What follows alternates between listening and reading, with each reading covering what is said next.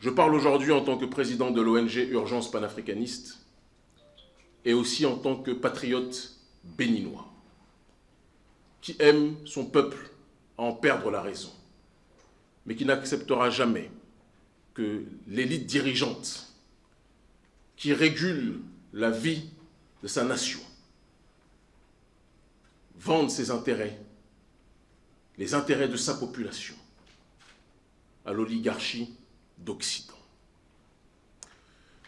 Depuis le début du mandat du président Patrice Talon, le Bénin n'a cessé de connaître diplomatiquement auprès de ses pays voisins des revers. Il a suscité, à travers la gestion souvent arrogante du président Patrice Talon, des tensions. Doit-on rappeler que depuis des années, à part M. Bola Tinubu, président récent du Nigeria, et à part l'ancien pion de la France-Afrique qui était à la tête du Niger, en l'occurrence Mohamed Bazoum, aucun président ouest-africain n'est venu ces dernières années rendre visite au président Patrice Talon en terre béninoise. Cela s'explique par le fait que le président Patrice Talon considère à tort la présidence comme le rôle d'un patron à la tête d'une entreprise. La différence entre un président et un patron d'entreprise, c'est que le patron d'entreprise, ses employés travaillent pour lui, alors que le président travaille pour le peuple, et ce n'est pas le peuple qui travaille pour le président, premier point. Et un président ne voit pas les autres pays frères comme des entreprises ennemies. Il voit ces pays frères comme des entités d'un grand ensemble qui doivent faire corps pour faire résistance à d'autres ensembles qui peuvent leur être hostiles. Au moment où nous menons une guerre de décolonisation en Afrique francophone, au Sahel, mais pas seulement, contre l'oligarchie française, appelée communément la France-Afrique, au moment où l'armée française est chassée par la volonté populaire de différents pays au Sahel, au moment où les États-Unis d'Amérique, à travers leur armée, voient aussi leur zone d'influence reculer suite à la volonté populaire amenée par nous autres et différentes autres voix, comme ma sœur et amie, proche camarade Nathalie Yamb, qui est dans cette salle, au moment où cette armée américaine recule, le président Patrice Talon décide de renforcer ses liens avec des entités qui sont connues comme étant les entités responsables de la situation de déstabilisation au Sahel. Doit-on rappeler que c'est l'armée française et l'armée américaine qui ont conjointement assassiné le guide de la révolution libyenne, Muammar al-Kadhafi? Doit-on rappeler que c'est l'assassinat de Kadhafi et la destruction de la Libye qui a entraîné la déstabilisation du Sahel? Cela aurait dû être une raison suffisante pour pousser à la prudence, à la réflexion, à la méfiance, le président Talon dans sa volonté maladive de s'allier à l'oligarchie d'Occident.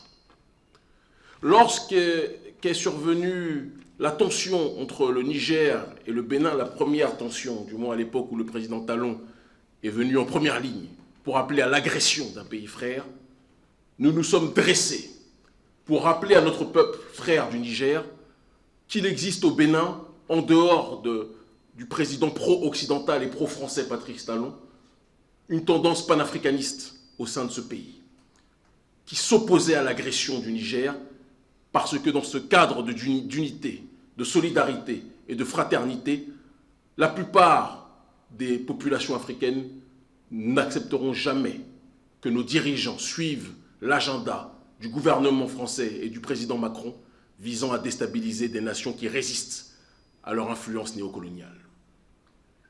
Suite à cela, le président Patrice Talon a renforcé ses liens avec les autorités françaises.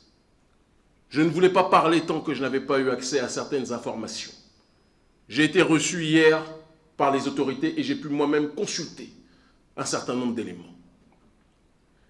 Lorsque le Premier ministre, M. Ali Lamine Zeine, a déclaré que le gouvernement béninois abritait des bases militaires françaises qui entraînaient des terroristes, la réplique du gouvernement pro-français béninois qui a pris en otage mon pays a été de dire que s'il y avait des bases militaires françaises, on ne pourrait pas les cacher. Une base militaire, ce n'est pas une aiguille dans une botte de foin. Et c'est vrai. Malheureusement, il y avait un détail que le gouvernement pro-France africain qui a pris en otage le Bénin avait oublié d'émettre.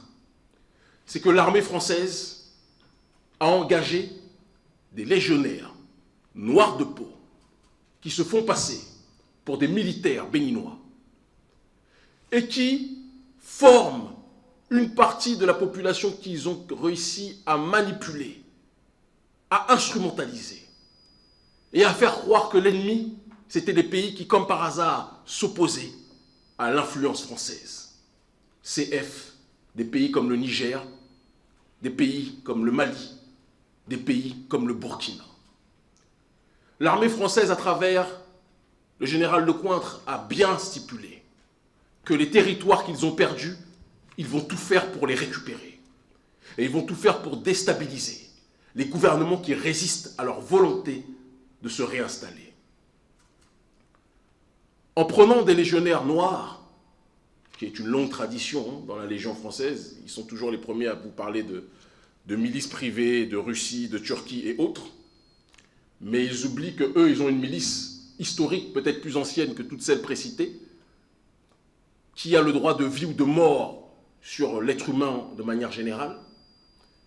Et ces légionnaires noirs qui se font passer pour des militaires béninois en collaboration avec le gouvernement béninois entraînent une partie de la population, une minorité, des jeunes, désœuvrés, qu'ils instrumentalisent contre les ennemis du gouvernement français. Le président Patrice Talon trahit les intérêts de ma nation.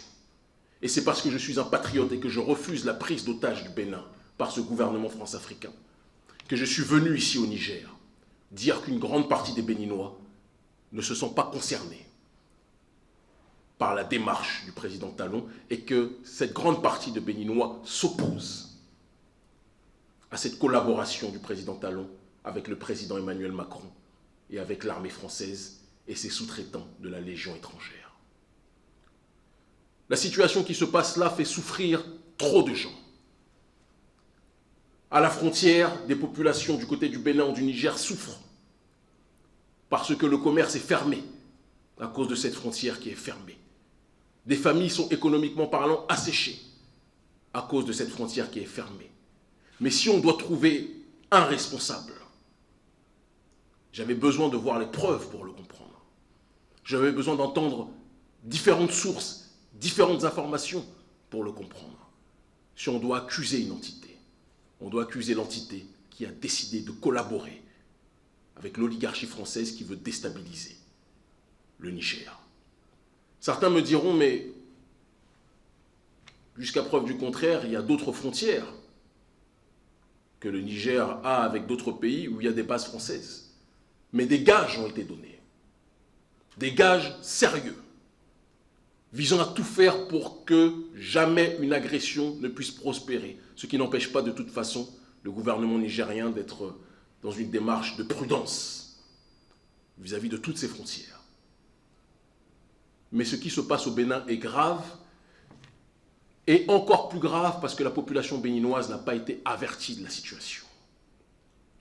La population béninoise est privée profondément d'informations.